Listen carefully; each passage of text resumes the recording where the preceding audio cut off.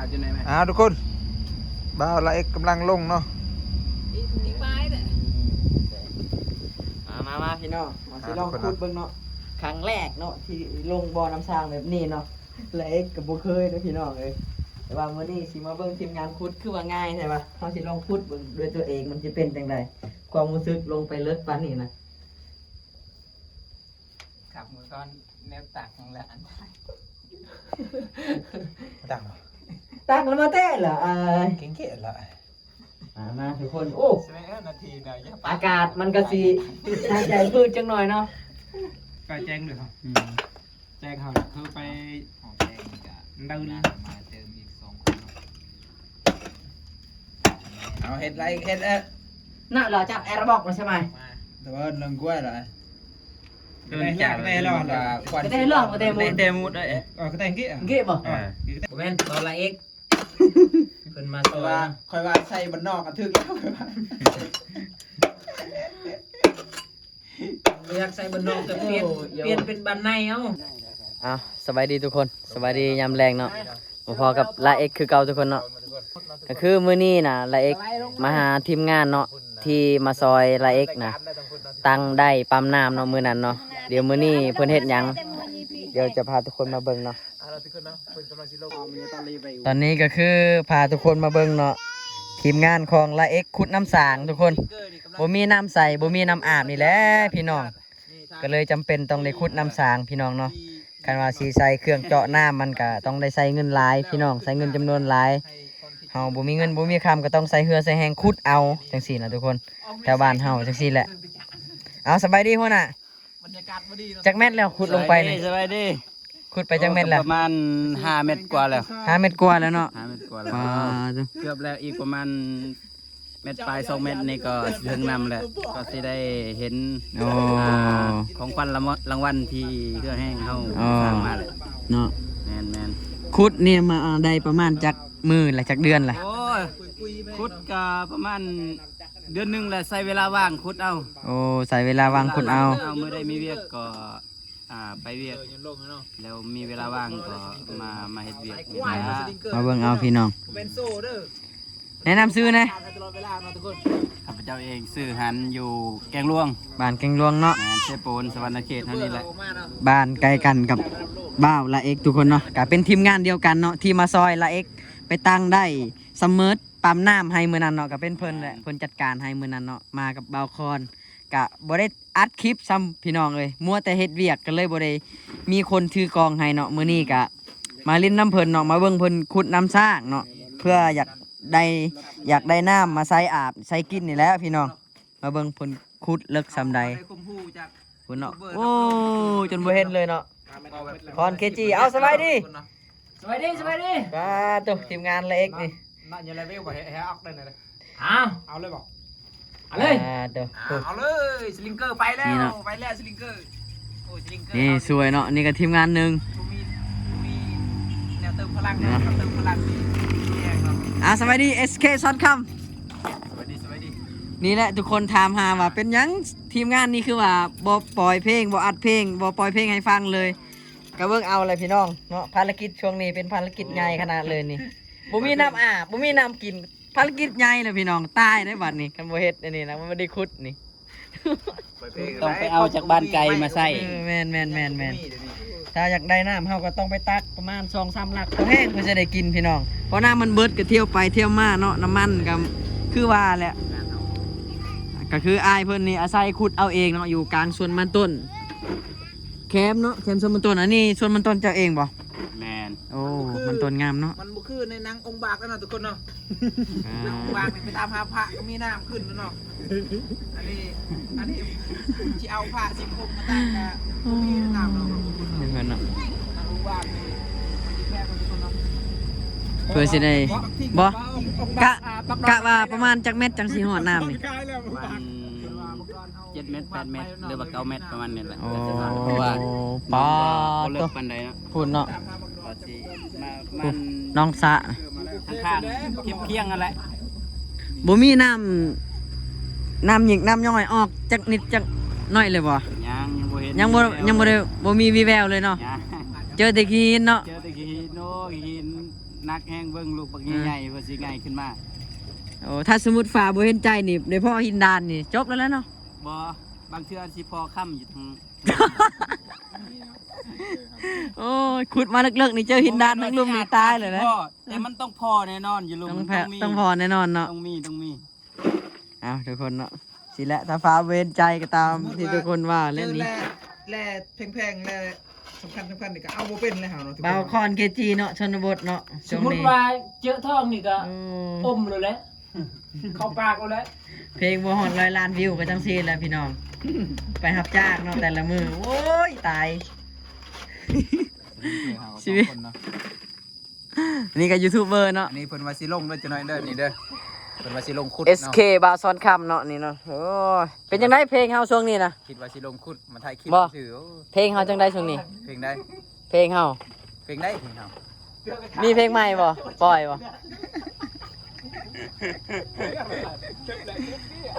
เพลงเฮาบ่ได้ปล่อยแล้วบ่มีเพลงแล้ว โอ้ยมีเพลงแล้ว บ่มีคอมตายแล้วเนาะทุกคน เออไปแปลงอยู่เวียดนามพุ่นเนาะยังบ่ได้เนาะ แม่น โอ้ย จับกันสิได้น้ำมือแล้วจับ ตายตายตาย แล้ ตา วย ก็เอาขึ้นไปบักนอนเอาไปแล้วองค์บาทผมไม่น้ เอาทุกคน เลิกขนาดเลย เดี๋ยวพลังกันเนาะ ยังไม่ได้พอน้ำก็คือเสียงเลยเนาะพี่น้อง เอา ถ้าขุดเลิกไปนี่ดินมันถ้าดินมันเปียกมันเหนียวนะ เอา เฮากะโบกล้าขุดเอาไว้หันก่อน บอยค่อยให้ บ่เอาไว้นั่นก่อน จุ้งที่ไปหอนไหนอยู่ไทย นี่เนาะ เด็กโอ้เสียใจเลยเนาะไทยเลย แต่ก็ต้องเสี่ยงเนาะเบาเนาะเวลาเขาขุดลงไปแล้วก็ถ้ามีน้ำแบบมันย่อยแล้วก็ยานดินมันเจือนเนี่ยเนาะ แมนถ้าว่าฮอดน้ำมื้อใดก็ต้องเอาท่อมื้อนั้นเลยแหละ แต่ตอนนี้ยังบ่มีเถื่อ ยังไม่มี อาจ แว สิ วเลย อธิษฐานหรือว่าภาวนาหั่นแหละ อ่า อืม ให้มันฮอดไว้เนาะ แมน บริกินแล้วมึงจะให้ไม่ได้กินเนาะเอาซิงเกอร์ห้ามเนาะ บ่ฮู้ว่าคำอธิษฐานของเฮาสิได้ผลบ่เนาะ แมนต้องได้ผล อ่า เฮาคิดในใจว่าต้องได้ผลก็ต้องเฮ็ดได้เนาะเพิ่นเนาะโอ้ยเนาะพี่น้องหมู่บ้านก็อยู่แคมป์ทางเนาะแต่ว่าบ่มีน้ำกินบ่มีน้ำอาบเนาะ เอา โอ้ยจำเป็นต้องได้ขุด เริ่ม ำจ่ายแล้ว เริ่มจะเมื่อยแล้วเนาะทุกคนเนาะเพิ่นเห็ดแต่เช้าเลยเนาะ เบนยันไอ้ผ่ายันไอ้ผ่า บ่ได้กินข้าวเลยเพิ่นเนาะกินน้ำอย่างเดียวเนาะกับขนมสีแดง2 เม็ดเนาะแล้วเพิ่นอยู่ เพิ่นอ้วกเลยจะตกง่ายๆได้เบิ่งเลย นางเบิ่มไหม เอ้าแสดงเดี๋ยวอยู่ อันนี้คือทีมงานเพิ่นที่มาซอยกันขุดในมือนี่เนาะมี4-5 คนเลยพี่น้องมื้อนี้ได้ขุดได้จักแมตรเบาคำเฉพาะมื้อนี้นะ มื้อนี้ประมาณ50 เซน 50 เส้นเนาะโอ้เป็นยังไงดินมันแข็งผดบอลหรือว่าจังได ดินแน่หินแน่ อ๋อผสมกันเนาะ แม่น ก็เลยมันขุดยากในจังหน่อยเนาะ บ่แม่นว่าดินแล้วก็หิน อ่า ว่าดินนี่ดินครึ่งหนึงหินครึ่งหนึงมันเป็นดินหินเนาะดินกับหินมันผสมพันธุ์เป็นดินหิน อ๋อคล้ายๆกับ คล้ายๆเขาเจ้าสมปูนเนาะ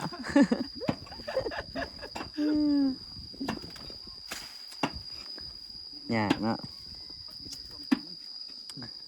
เด็กกันดินผสมพันธุ์กัน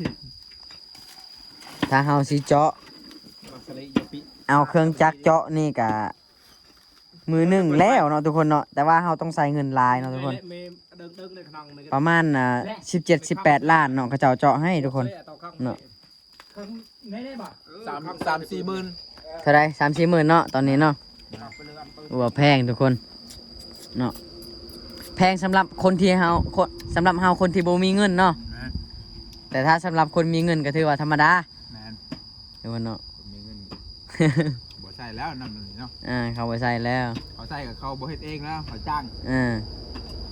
ขุดเอาเองเนาะแล้วเดี๋ยวก็ฮอดจังหน่อยเนาะแต่ก็คือว่าแล้วถ้าเป็นน้ำเจาะก็คือคลองละเอกแล้วจังหน่อยก็ได้ตายจังหน่อยก็ได้เสีย เพราะว่ามันต้องใส่แห้งดูดหลายเนาะ แม่น มันบ่มีมันเป็นท่อน้อยๆเนาะ อ่า แห้งดูดมันก็ต้องแบบ มันต้องน้ำหนักจักรมันทำงานแห้งทุกคนเนาะมันก็เลยตายไวเนาะจักรเนาะ แม่นได้ของละเอกก็ ตายไปซองแหละ แบบน้ำสร้างนี่มันกว้างทุกคนเนาะ แม่น มันอากาศเข้ามันมีช่องอากาศมันก็เลยใส่แห้งหน่อยเนาะมันก็เลยจักมันทำงานง่ายเนาะ ตามความคิดเนาะจักถึกหรือบ่ แต่ว่าแบบนี้น่ะเวลาเราใส่ได้มันจะปลอดภัยกว่าที่จากเราเอาเครื่องจักรเจาะตัวนี้มันกว้างเด้ บำรุงรักษาง่าย เวลาเราย้อนท่อลงไปหรือว่าใดลงไปมันก็สิสบาย มันทำงานง่ายนะความหมายนะมันกว้างเนาะใดมันทำงานง่าย แต่ถ้าแบบนี้นะง่ายคือของละเอกนะย้อนมันทำงานยากแหละซื้อมา3ใดเสียเงินไป บางที 20 กว่าล้านเลยทุกคน อันหนึงก็ได้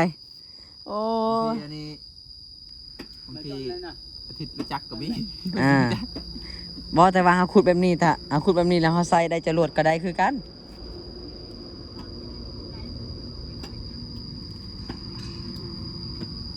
lũ ơi rượu gì chứ bằng lửa rep ra ta ra คอนเกจีเนาะแรปบรู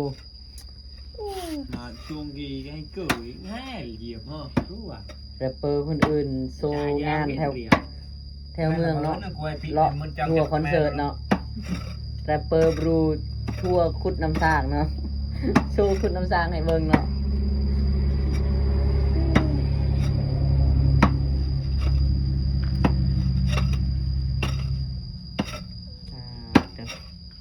เลิกขนาดในพี่น้องแต่ว่าละเอกได้ซูมเอานะ Lệ để xem mét chở được quân cái nhà bị tầm màu này. Tầm màu này, cái luôn tay ba tên đây đâu đấy, tầm màu này. Cái đó. Nè, này, tên này luôn. Tự đẩy tới nơi đó này, tại này lương tầm màu cái này hành cắt đó nhiều bị. Tầm màu này chắp lên đấy, tầm màu này này. Vừa rồi cái.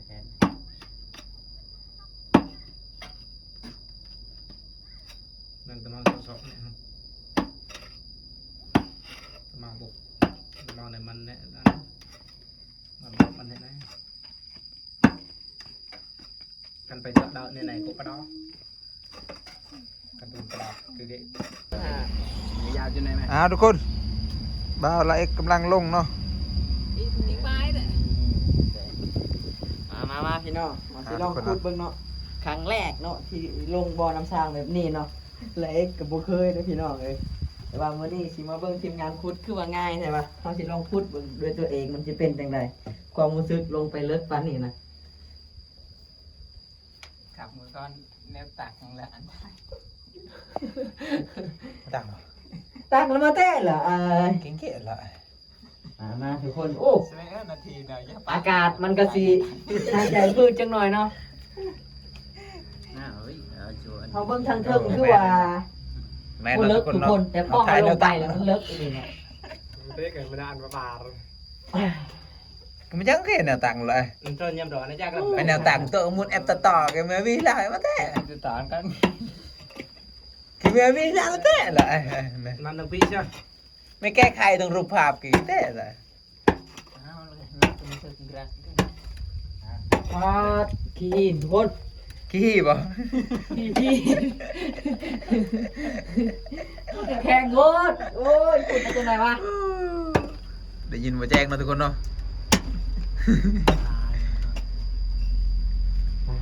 จนร้อนเลยวะ Giờ riêng, sạp giờ.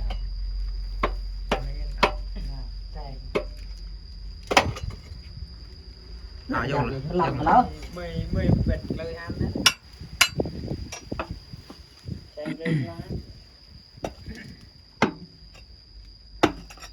บ้านโรดเราต้องปืนเบาแทบบ้านนอกมาเบาลายเอกอ่ะ ไลค์เหรอเงินมือตลาดช่องยาวเอฟซีแล้วเบื่อชื่ออะไรกันแทมอนี่ Phải chén được không? Chén hả? Cứ phải đâu đi. เอาเห็ดไรเห็ด น่ะเหรอจับแอร์บอกมาใช่ไหม แต่ว่าเรื่องกล้วยเหรอ Đơn giản đây là ก็ได้เรื่องมาเต็มหมด tê mút đấy. Cái tên kia. เก็บบ่ Cái tên là gì đó. หนังเก็บมึงเก็บ Bé chung mùi. แน่ เป็นยังนั่นสำควรสิรุดชื่อกับบูเนาะลาเอกกันดิ Là emกำลังทำการขุด เขายังบ่ได้ให้ไปประกอบเครื่องยนต์ได้เนาะประกอบควานในสื่อก็ยังบ่เข้าใจมันมีช่องทางกันแหล้วแหมแล้วทุกคนเนาะ เฮ้ย วันหักแล้วเนาะ จ้าอะไร ก็ขอการแซงคือการดึงสกาย ตาโตโยพี่น้ำชา ใช่กันนั่นชักกันไป หากมาดิมันแห้งควันก็เลยหัก ไม่ปิไม่ชั่วอะไรอันละไม่กลัวเกยจ้าแกงเกย หาไล่มันเนาะเขาเอิ้นมาหาไล่มัน เบาไทยบ้านนอกบ่แม่นเบาละเอ็กเพิ่นมาซอย คอยว่าใส่บ้านนอกกันทึกแล้ว อยากใส่บ้านนอกแต่เปลี่ยนเป็นบ้านในเอ้า หักเลยเนาะทุกคนเนาะเขาเฮ็ดแต่เช้าฮอตแรงปกติ อย่างงี้กันนั่นน่ะ หักเลยเนาะ น่ายอดปีเลยกันก็ติดแก่คิดเลย แย่ๆแย่ๆ ไม่ทราบไปไม่ทราบไป ซอกไว้แปะ ช่าง ดิ ไว้ช่างไว้ ซอกดิอันก็คือปีกอีเอาลงสลิงเฮา สลิงเนาะสลิงเกอร์ เอ้ยอันนี้บ่ได้มาซอยด้วยพี่น้องมาเป็นภาระเนาะเห็นแต่คุณหักแล้วโอ้ย ถึงงานกุ้ยแปรไปกุ้ย มานี่บ่ได้มาเฮ็ดซอยเนาะมาให้ทีมงานพักผ่อนเนาะ อาจารย์เพิ่น พักผ่อนบ่ฮักมื้อนี้สงสัยมื้อนี้เขาเจ้ายังบ่ทันได้พักผ่อนเทื่อก็เลยมาซอยเพิ่นฮักทีมเจ้าอ่ะ อาจารย์ว่า ดูเลยเต้นแล้วเต้นเลย ดอนหลักไปแล้วหัวผู้บาดก็เลยบ่มีน้ำเลิกสำไรบ่มีน้ำเนาะ แม่แค่นำเปรียบกัน มาร่ามาเจ็บนะ ตะกันกุยอันเอียนเนาะกันกวาดดิเนาะกวาดก็ต้องรู้เนาะ มันอะไรก็อยู่ส่วนพวกไง ก็ทำไอ้พวง เอาตอนนี้เบาไล่กำลังตักกินอยู่ ตอนคือจีขึ้นมาแล้วนะสภาพที่เห็นแล้ว เห็นแล้วน้ำมันซึมแล้ว น้ำซึมอ่ะ มันซึมออกจากแขน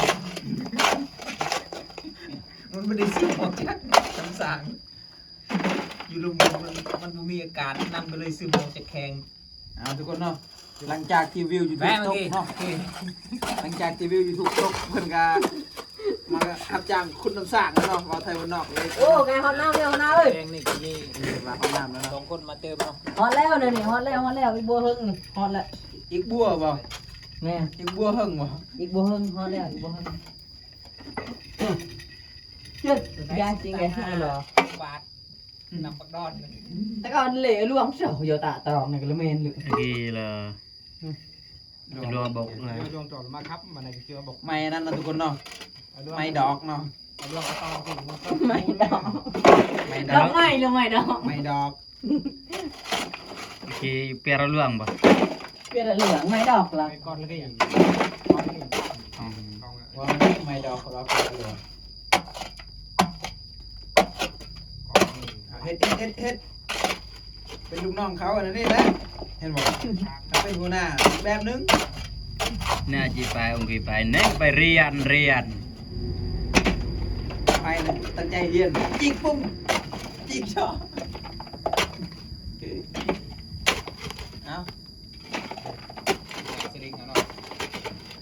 สลิง ไปจะท้ายไป สลิงเกอร์บาเลย เราไหลเราเต็มจนเลยเจ้า เอาจอดเลยเบียร์เบียร์นะ เลยเราก็ต้องดอก ไม่เรา มาแล้วทุกคนนี่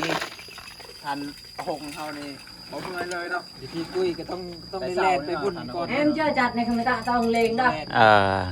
ตาต้องเล่งกรักเจ้าจัดนะพี่ไกลๆพี่แรงอัน ได้ยินเสียงสลิงดังกริกนี่คือกริกจังดังเนาะนี่วันนี้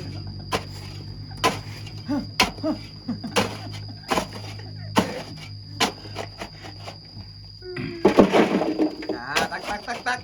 คูละ2กีบเด้อคูละ2กีบเด้อคูละ200แม่นคูละ2กีบเนาะคูละ200กีบ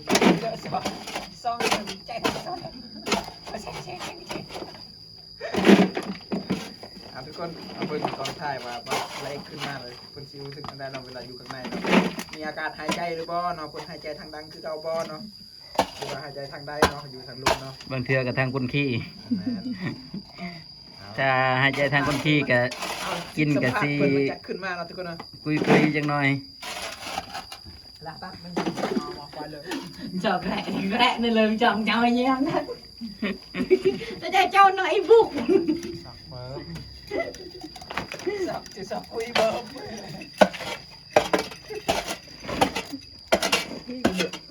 ôi chợ đào bên đây อืม chợ ok เจ๊เจ๊เจ๊เลยเยอะครับ đây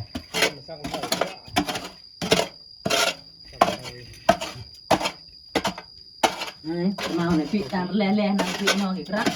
เอาประดับให้ไปที่น้ำบานตลอดนะครับเนาะเป็นคอแหบมาแล้วเนาะทุกคนเนาะแกะอีกแล้วแกะอีกแล้วพี่กันโยนน้ำเจาะตัวไหนก็จะด้วยงานมั้งฟังไปดับแพ็กอีกนะก็ยาก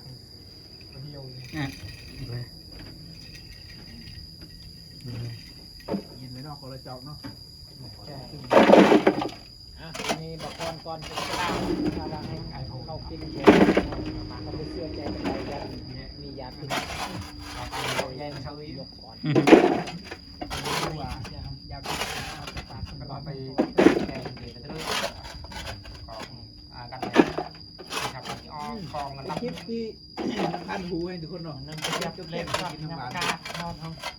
เลยทราบแล้ว là ơi nghe chưa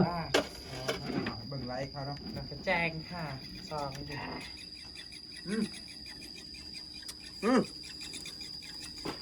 นี่ผมทึกแล้วว่าแบบนี้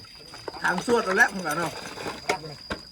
เลยซับมันพี่ชักเกแล้วล่ะพี่จะกุกัน ไปครับไม่ขึ้นแซงล่ะ tạ là to mà chẳng cái lượng rồi มาคือเอ็นแสง ว่ายังบ่เมื่อยเนาะ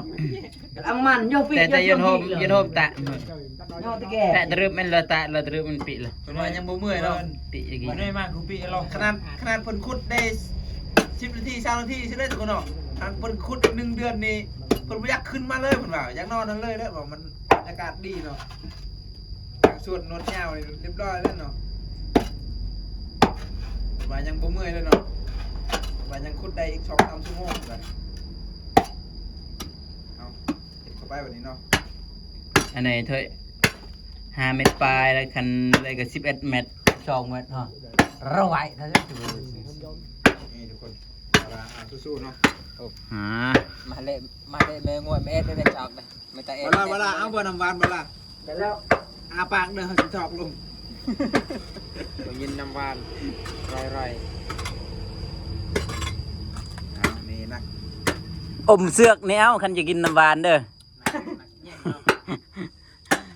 อย่างบอกไปลงมาเลยนักยินเนาะ ยินน้อยแต่มันอร่อยนะคะ นี่อาจารย์เขาเนาะอาจารย์เขามาเบิ่งงานเนาะคุมงานเนาะ แสดงว่าผู้นี้เป็นแล้วนี่อร่อยนะคะ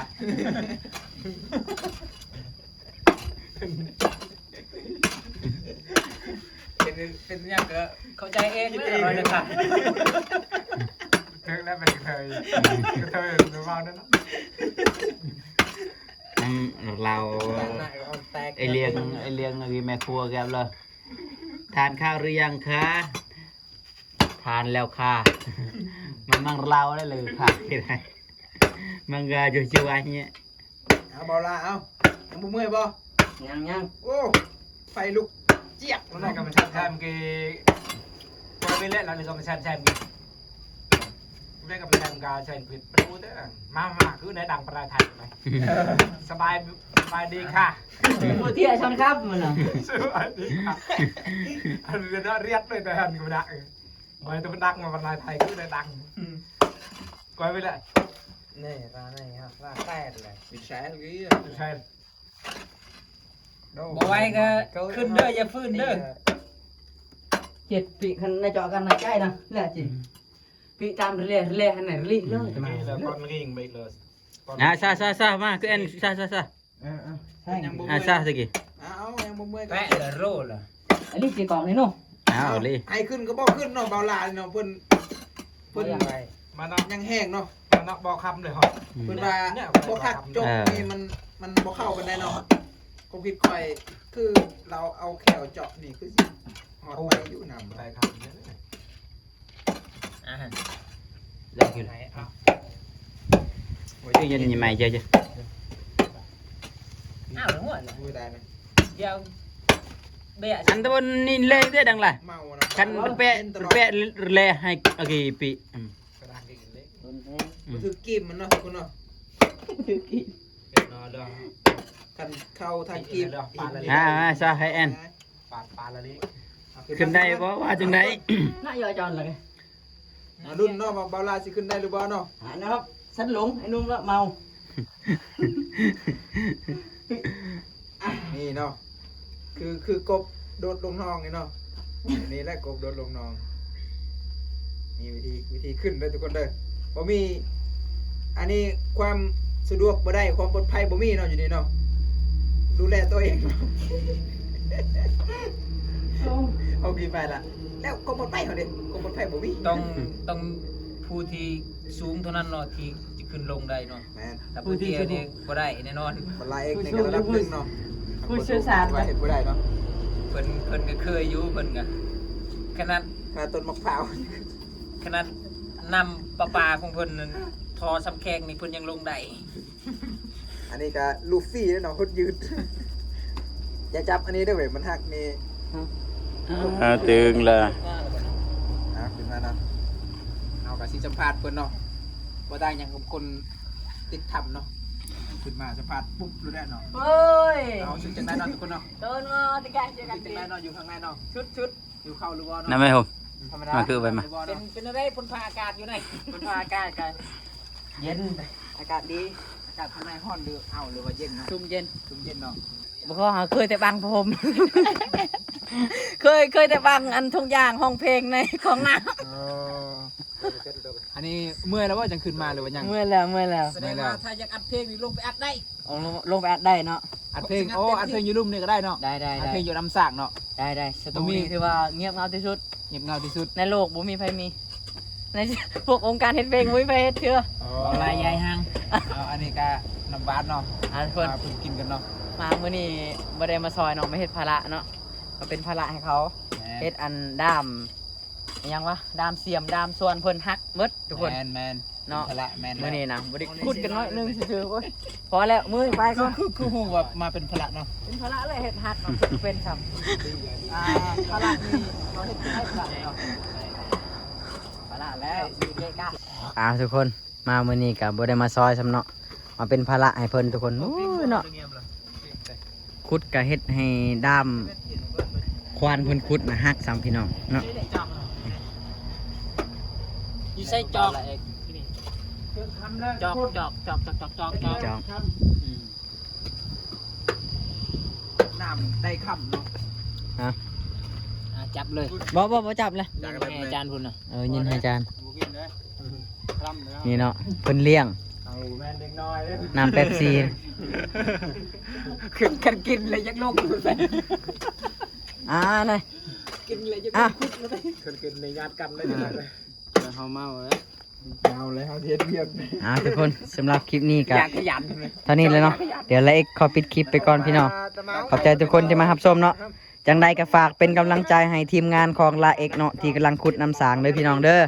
จังใดก็ฝากเป็นกำลังใจให้แน่เนาะขอบใจทุกคนที่เข้ามารับชม